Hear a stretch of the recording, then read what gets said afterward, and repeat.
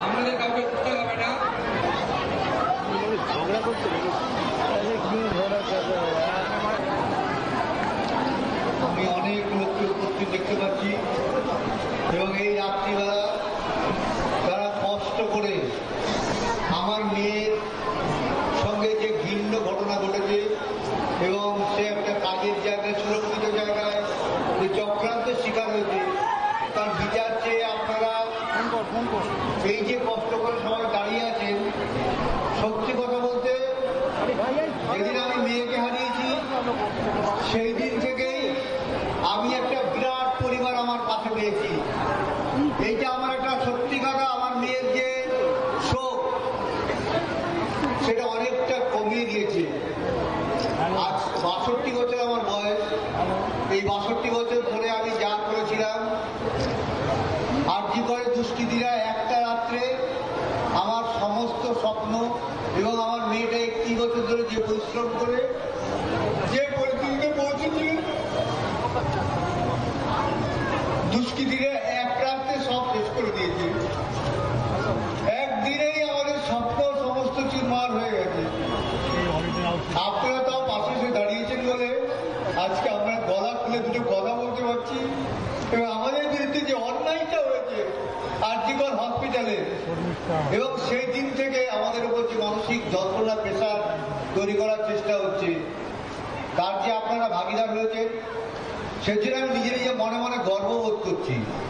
এবং আপনাদের এই যে স্বতঃস্ফূর্ততা এবং আপনারা যে আমার মেয়ের বিচারের জন্য এত লড়াই করছেন, সত্যি আমি আশ্চর্য হয়ে যাচ্ছি যে আমার ওই মেয়েটার কি ক্ষমতা আছে এত লোককে আজকে রাস্তায় নামিয়ে দিয়েছে।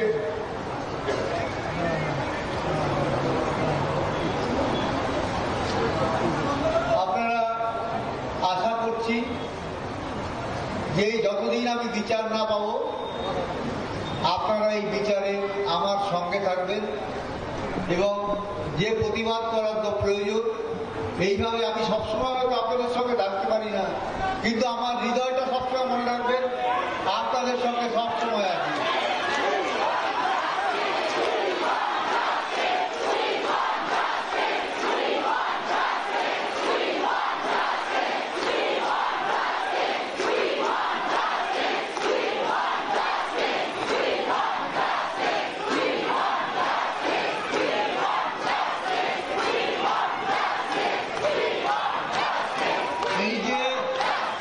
এই যে আপনাদের গলার স্বর আজকে আমার গলার স্বরটাকে অনেক উঁচু করে দিয়েছে এবং আমার মনের জোর, আমার যে মনের কষ্ট অনেকটা লাঘব করেছে। আশা করছি আমরা একটা সুষ্ঠু বিচার পাবই, আপনাদের কাছে সে আশা রাখছি।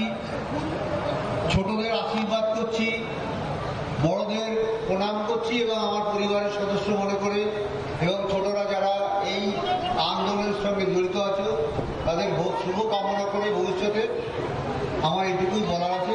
যতদিন আমি আরেকবার বলছি, যতদিন আমি বিচারটা না পাই ততদিন কিন্তু আপনারা আমার সঙ্গে থাকবেন, এই আশা নিয়ে আমার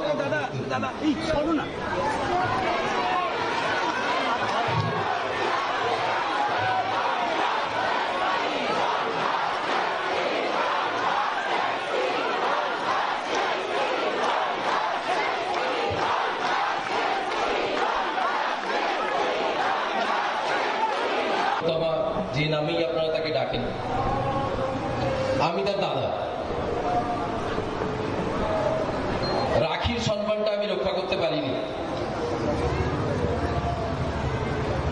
আমরা চাইছি এই নারকীয় কাণ্ডের পেছনে যারা প্রত্যক্ষ বা পরোক্ষভাবে যুক্ত তাদের প্রত্যেকের দৃষ্টান্তমূলক শাস্তি।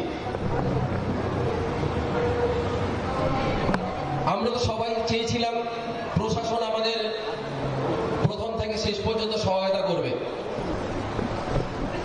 কিন্তু আপনারা বিশ্বাস করুন প্রশাসন থেকে আমরা সামান্যতম সহায়তা পাইনি। জানি না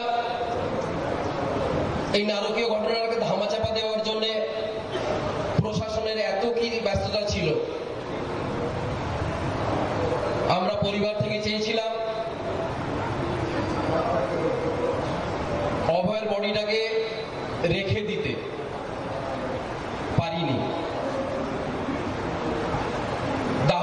জন্য তাদের যে ব্যস্ততা ছিল সেটা আপনারা ঘটনা পরম্পরায় সব দেখেছেন। সেই জন্যই আমরা সবাই আজকে বলছি, অবশ্যই উই ওয়ান্ট জাস্টিস, বাট এখন আমরা বলছি we demand justice, we demand justice, we demand justice.